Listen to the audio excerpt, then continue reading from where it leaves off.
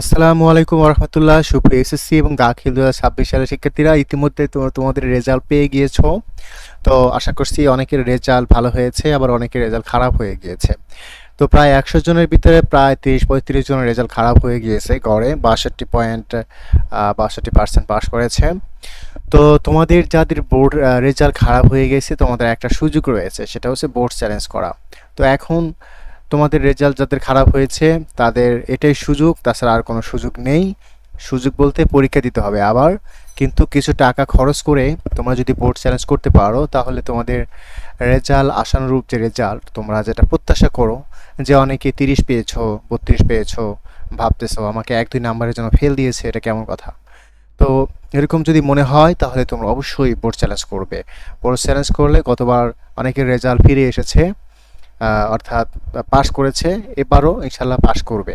কারণ এবার শিক্ষামন্ত্রী নিজেই বলেছে যে এবার খাতা পুনর্নিরীক্ষণ করা হবে, পুনর্মূল্যায়ন করা হবে। কারণ খাতা গতবার দেখেনি, শুধু টেবিল শিট দেখেছে যে সে কত পেয়েছে, 30 পেয়েছে, 32 পেয়েছে, আচ্ছা ঠিক আছে তাকে 1-2 নাম্বার বাড়ায় পাশ করায় দেয়, এরকম। কিন্তু এইবার যে সরাসরি খাতা দেখবে, সেই খাতা নিয়ে এসে শিক্ষকরা দেখবে, দেখে সেই খাতা পুনর্মূল্যায়ন করবে। তো প্রিয় শিক্ষার্থীরা, এরকম গুরুত্বপূর্ণ বিষয় আজকে আলোচনা করব, ভিডিওটা শেষ পর্যন্ত দেখবে। রেজাল্ট কি পরিবর্তন হবে কিনা এই বিষয়টি আলোচনা করব। নাম্বার কি কমে যাবে? অনেকে প্রশ্ন করেছো আমাকে, স্যার পরীক্ষার আমরা তো বোর্ড চ্যালেঞ্জ করব, তো নাম্বার যদি আবার কমে যায় তাহলে কেমন হবে। তো সে বিষয় নিয়ে কথা হবে, এবং কত টাকা লাগবে, কতদিন পর রেজাল্ট দিবে, এইসব নিয়ে আজকে আলোচনা করব।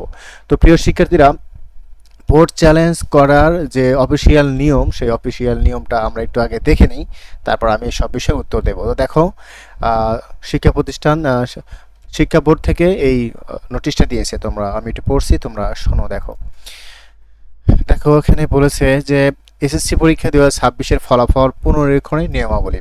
আবেদন করার তারিখ 11/8/2026 থেকে 17 তারিখ পর্যন্ত, অর্থাৎ এখানে 7 দিন সময় থাকবে। তোমরা সবসময় আগে করার চেষ্টা করবা, ঠিক আছে? কারণ অনেক সময় দেখা যায় যে পিছে যারা পড়বে তাদের তা নাও দেখতে পারে, এরকম হতে পারে। তো যাই হোক, যেহেতু প্রায় অনেক শিক্ষার্থী, 9 লাখের মধ্যে শিক্ষার্থী ফেল গিয়েছে, বুঝতে পারছো বিষয়টা। তো আশা করছি কালকের ভেতরেই তোমরা আবেদন শেষ করে ফেলবা। তো দেখো এখানে একটা লিঙ্ক দিয়েছে, এই লিঙ্কে গিয়ে নির্ধারিত স্থানে রোল নাম্বার, রেজিস্ট্রেশন নাম্বার পূরণ করতে হবে, এবং বোর্ড ড্রপ ডাউন করে বোর্ড নির্বাচন করতে হবে। এরপর সাবমিট বাটনে ক্লিক করতে হবে। তো এই যে এগুলো যে করতে হবে, হ্যাঁ, এগুলো তুমি প্রথম প্রথম মোবাইলের মাধ্যমে হয়তো ছোট স্ক্রিন, তোমার অনেক সমস্যা হতে পারে। তো এই জন্য তুমি কি করবে, তুমি যদি না পারো, যারা পারো তারা তো পারবেই, আর যারা পারবে না তারা অবশ্যই, যারা এই বিষয়ে অভিজ্ঞ, যিনি এটা আবেদন করতে পারবে, গতবার করেছিল, তাকে দিয়ে তোমরা নিকটস্থ কোনো কম্পিউটারের দোকানে গিয়ে করতে পারো, ঠিক আছে? আর আমি করে দিয়েছি, আমি গতবার করে দিয়েছিলাম, অনেকের রেজাল্ট পরিবর্তন হয়েছিল, আমিও করে দিচ্ছি। তোমরা চাইলে আমাকে হোয়াটসঅ্যাপে নক দিয়ে করতে পারো, ইতিমধ্যে অনেকে নক দিয়েছে। আমি কালকে থেকে শুরু করব ইনশাআল্লাহ। এরপর মোবাইল নাম্বার দিতে হবে, পুনর্নিরীক্ষণে ফলাফল প্রকাশিত হলে এই নাম্বার এসএমএস পাঠাতে হবে। গুরুত্বপূর্ণ কথা, দেখো এখানে তোমাদের একটা মোবাইল নাম্বার দিতে হবে, তুমি যার কাছে করবা, তো তাকে শুধু ফোন নাম্বারটা দিবা, তার ফোন নাম্বার এবং দিবা, এবং তাকে টাকা দিবা। দেওয়ার পর সে যে ফোন নাম্বারটা দেবে, সেই ফোন নাম্বারটা অবশ্যই সচল রাখবে। এমন ফোন নাম্বার দেবে যে ফোন নাম্বারে কিন্তু, ওই ফোন নাম্বারে কিন্তু মেসেজ আসবে, বুঝতে পারছো? এই জন্য সঠিক সচল যে নাম্বার সেটা দিবা আর কি। আর পুনর্নিরীক্ষণের ফল বা আবেদন যে করলে, সে আবেদন করার সময় কারো কাছে আবেদন করলে, অনলাইনে হোক অফলাইনে হোক, আবেদন করলে কিন্তু আবেদন কি সে করছে কিনা, সেটা তোমার কাছ থেকে টাকা নিল, তাই না? এখন আবেদন করছে কিনা এটা তুমি কিভাবে বুঝবে? তুমি যে নাম্বার দেবে, সেই নাম্বার, ওই নাম্বারে তোমার ফোনে মেসেজ আসবে, দুইটা মেসেজ আসবে। একটা মেসেজ তো ইয়ের মেসেজ, যে কার্যক্রম শুরু, এরপর দ্বিতীয়তে হচ্ছে সাকসেসফুল, সফল হয়েছে, এরকম একটা মেসেজ আসবে। তো মেসেজ আসার পর তখন তুমি বুঝতে পারবে যে হ্যাঁ, উনি অবশ্যই আমার এই আবেদনটা কি সাকসেসফুল হয়ে করে দিয়েছে আর কি। এরপর দেখো, পরবর্তী স্ক্রিনে শিক্ষার্থীরা বিষয়ভিত্তিক ফলাফল দেখা যাবে। এক বা একাধিক বিষয়ে ফলাফল পুনর্নিরীক্ষণের জন্য বিষয় নির্বাচন করতে হবে, ফি প্রদান বাটন ক্লিক করতে হবে। তো এখানে এই ফি প্রদানটা তোমাদের যারা করবে তাদের জন্য একটু এলোমেলো মনে হতে পারে। তো তোমরা অবশ্যই কাওয়াকি দিয়ে করবে, ঠিক আছে? এবং দেখো প্রতিটি পত্রের জন্য 150 টাকা করে ফি প্রযোজ্য হবে প্রতিটা পত্রের জন্য। কেউ আরবি প্রথম পত্র বা দ্বিতীয় পত্র, দুই সাবজেক্টে গিয়েছো, ইংরেজি প্রথম পত্র, ইংরেজি দ্বিতীয় পত্র, এগুলো দুই পত্র, বুঝতে পারছো?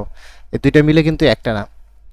দ্বিপত্র বিশিষ্ট বিষয়ের ক্ষেত্রে উভয় উভয় পত্রে আবেদন করতে হবে আর কি, সেটাই বলেছে এখানে যে দুইটা পত্র থাকলে প্রত্যেকটা পদের জন্য 150 টাকা করে, তাহলে 300 টাকা দুইটা পত্রের জন্য। অর্থাৎ ইংরেজি যদি ফেল করে কেউ বা আরবিতে যদি কেউ ফেল করে, তার মানে কি আরবি প্রথম পত্র এবং আরবি দ্বিতীয় পত্র দুইটা মিলে 300 টাকা। এখানে ফির বিষয়টা যদি আসলো, এখানে এই যে 150 টাকা, তোমার দোকানে গেলে বা কোথাও কারো কাছ থেকে করলে সে 200 টাকা নেবে, 50 টাকা সে যেহেতু করে দেবে কষ্ট করে, তো সেজন্য তাকে 50 টাকা ফি প্রদান করে করে 200 টাকা অনেকে নেয়, অনেকে বেশি নেয় আরও, তবে আমি 200 টাকা নিচ্ছি। পরবর্তী স্ক্রিনে প্রদেয় ফির পরিমাণ দেখা যাবে, বিকাশ, নগদ, সোনালী সেবার মাধ্যমে ফি পরিশোধ করা যাবে। এটা তো বলেছে বিভিন্ন বিষয়, তোমরা এখান থেকে এটা দেখে নেবে। এখানে আরও অনেক কিছু রয়েছে, যদি কোনো ভুল হয় সেই ভুলটাও সংশোধন করা যাবে, এই বিষয়ে বিস্তারিত বলা রয়েছে। তো আমরা এখন দেখব যে রেজাল্ট কি পরিবর্তন হবে কিনা। দেখো গতবার আমরা দেখেছি এবং রেজাল্ট শিটটা আমি এখানে ডাউনলোড করি নাই, তো এখানে যেটা দেখেছি গতবার অনেকেরই পরিবর্তন হয় আর কি।